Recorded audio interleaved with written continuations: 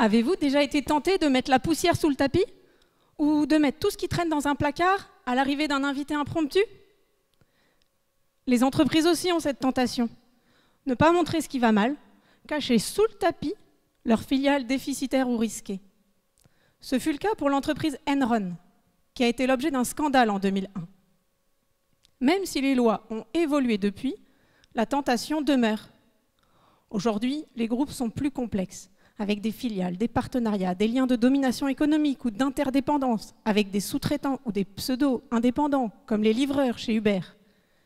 Les groupes sont maintenant de véritables systèmes dont les frontières sont difficiles à délimiter pour le modèle comptable qui cherche à les représenter fidèlement.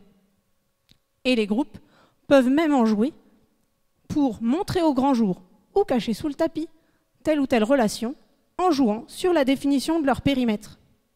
C'est tout l'objet de ma thèse, de voir en quoi la qualité de l'information comptable est mise en défaut par cette gestion du périmètre.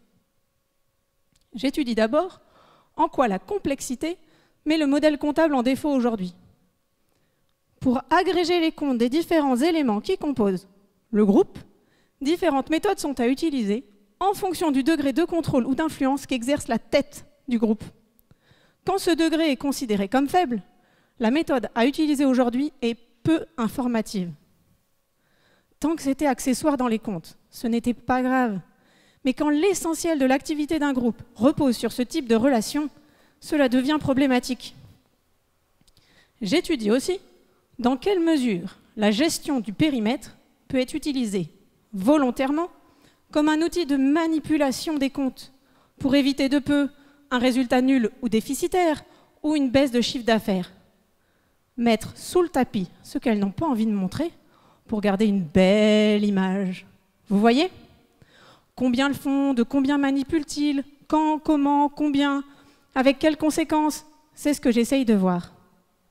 J'étudie aussi si certains groupes pallient les difficultés du modèle comptable à les représenter en donnant une information complémentaire permettant de bien comprendre leur modèle économique et d'en appréhender tous les risques. Qui donne de l'information complémentaire? Est-elle précise? C'est ce que j'étudie. Mais à quoi sert tout ce travail? Aux normalisateurs d'abord. J'espère faire des recommandations pour l'amélioration de l'information sur le périmètre des groupes. Cette recherche est d'ailleurs en partie financée par l'autorité des normes comptables françaises. Mais aussi à tous ceux qui utilisent les comptes, les banques, les investisseurs. Donc vous aussi peut-être, si vous souhaitez investir dans une entreprise. Avant d'investir, pensez à ce qui pourrait être caché sous le tapis.